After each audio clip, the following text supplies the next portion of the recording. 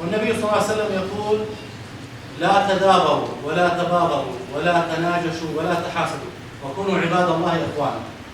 إخوان، الخلافات موجودة على مر التاريخ، شئنا أم أبينا، لا راح تكون أول قضية ولا راح تكون آخر قضية. عز وجل إنه إحنا نجيب الناس كلياتنا لوين؟ لجادة الصواب.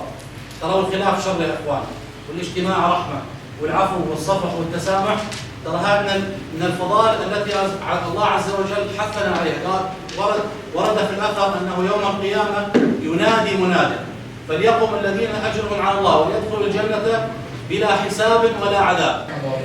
والبحث الصلحي رأينا أن تترتب دية لورثة المتوفى $35,000 على أهلنا أهل تسلم.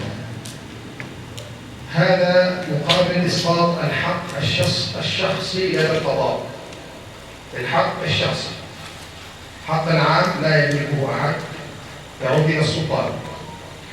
$35,000 كدية صلحية. بعد ذلك مهما حكم القضاء فيعتبر الأمر أو تعتبر هذه القضية منتهية إن شاء الله من هذه الجلسة. يتم الآن توقيع الأطراف وكفلاء الأطراف وكفلاء المال، كفلاء إسقاط الحق الشخصي.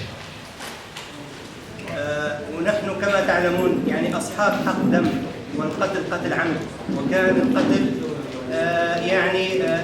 كنا نطالب في القصاص في المحكمة الشرعية. لكن أنا الحقيقة ونيابة عن أهل الدم وعن إخواني وأهلي من أهل الحراجي، عندما جاءنا مفاتيح الخير جزاهم الله خيرا، لذلك أنا أكارم هؤلاء جميعا بجهد المقل صراحة.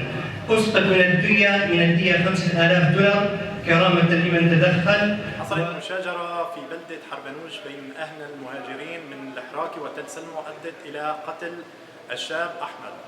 والحمد لله رب العالمين من أول ساعات توجه الأخوة الصلحيين في حربنوش والوجهاء إلى الفريقين، وتم رضا الفريقين بتشكيل لجنة شرعية، والحمد لله رب العالمين انتهت وتم الصلح اليوم بين الفريقين، وجعلنا الله وإياكم دائما مفاتيح للخير مغاليق للشر.